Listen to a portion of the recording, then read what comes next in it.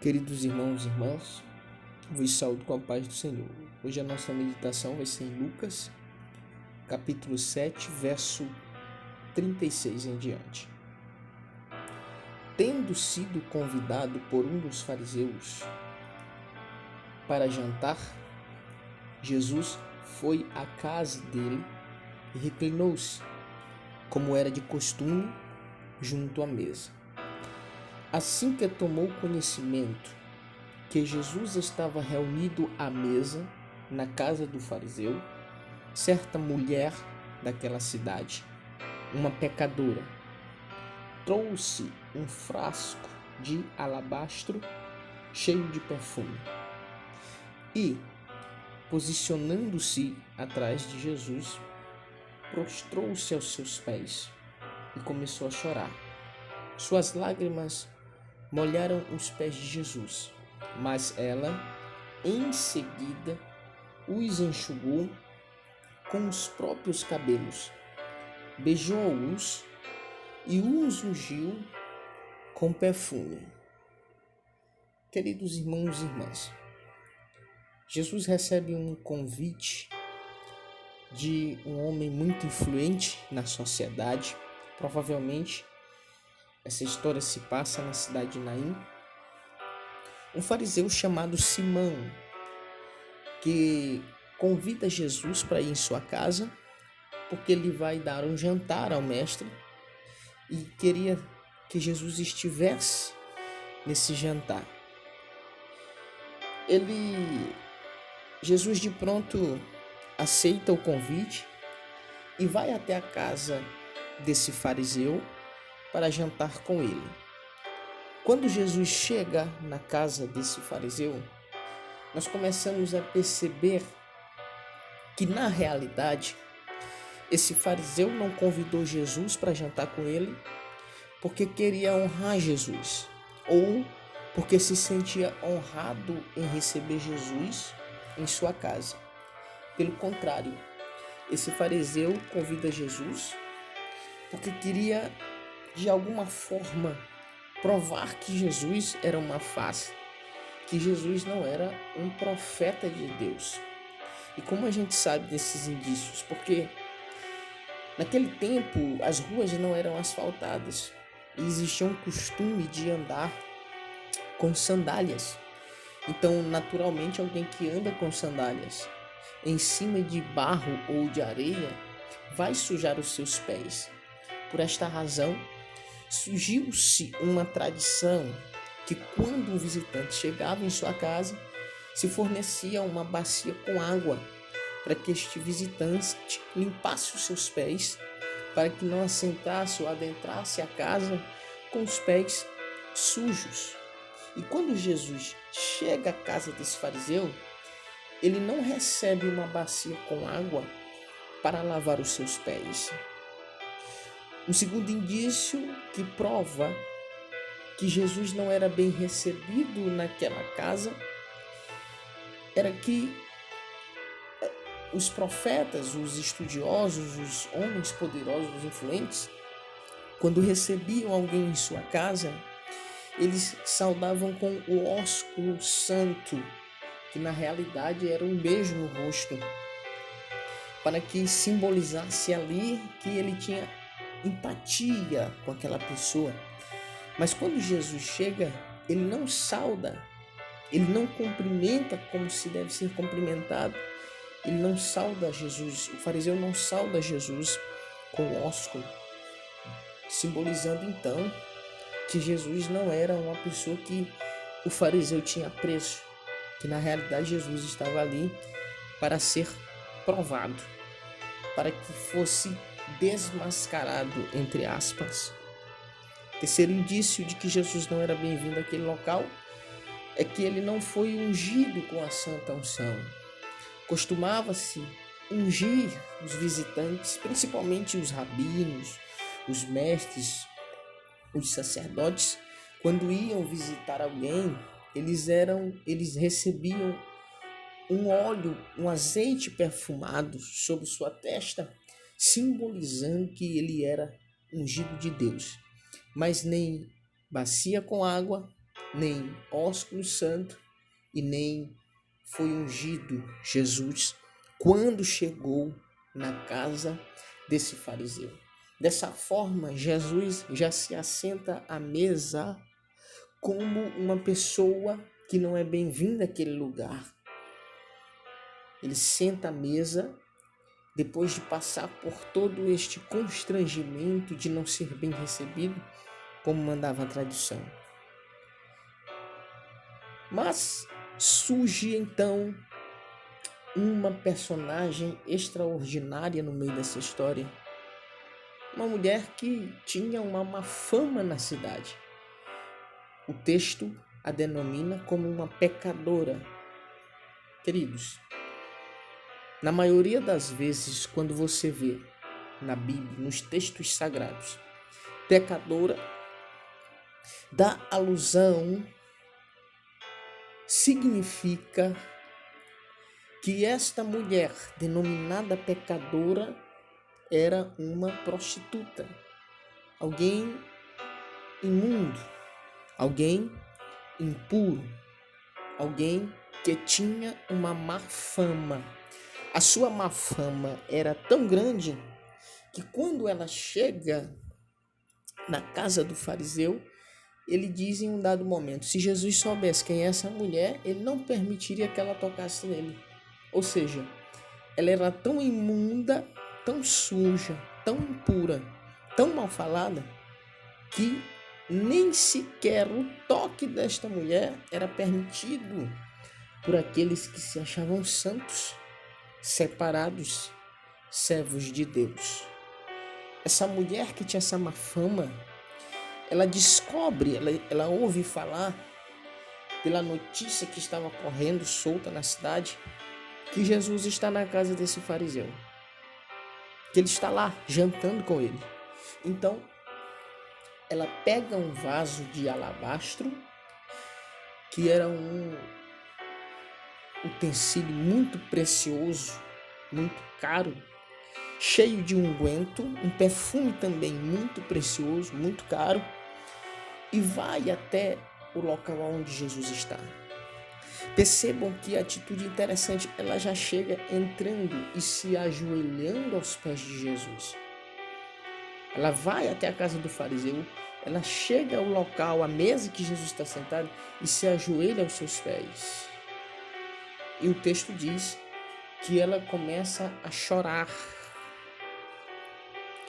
Ela começa a chorar, e não era um choro qualquer.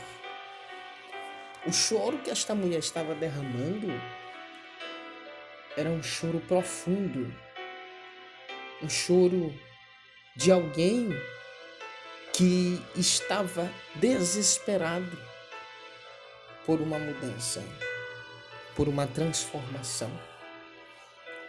Ela chora, as lágrimas escorriam de uma forma tão exacerbada que começaram a encharcar os pés de Jesus.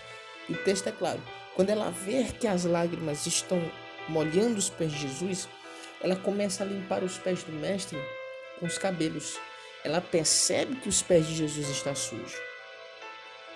Ela percebe que não lhe deram água para lavar os pés. E ela diz, não, ele não pode ficar com os pés sujos.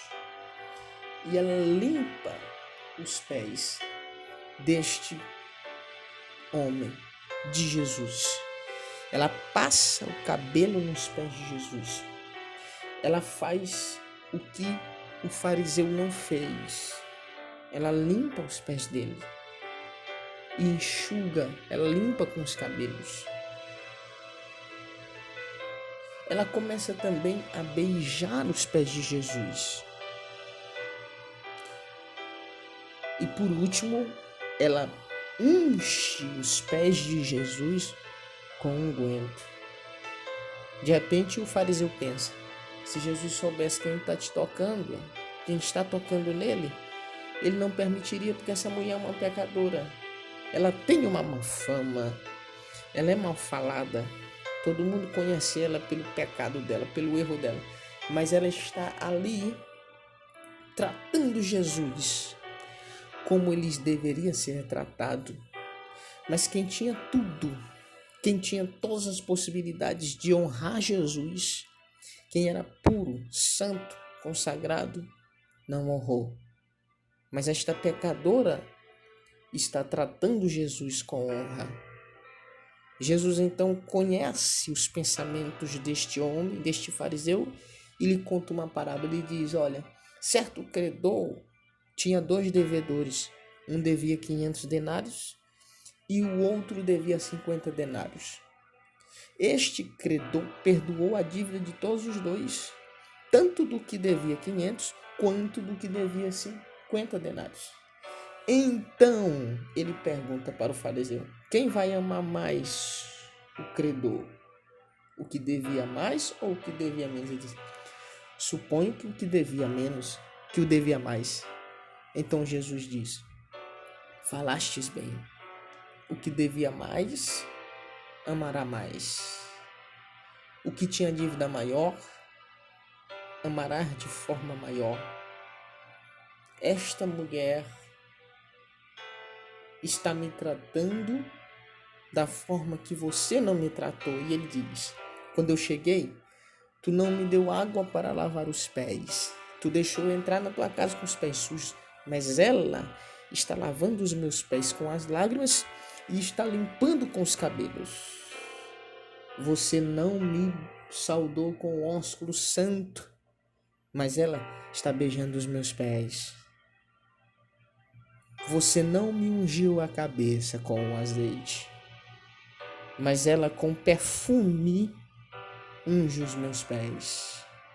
Portanto, ele olha para a mulher e diz: olha, mulher, estão perdoados os teus pecados. Vai em paz, a tua fé te salvou. Veja que Jesus muda a história desta mulher. Ele transforma a vida dela. Mas antes de ela receber a transformação, ela se humilhou aos pés de Jesus.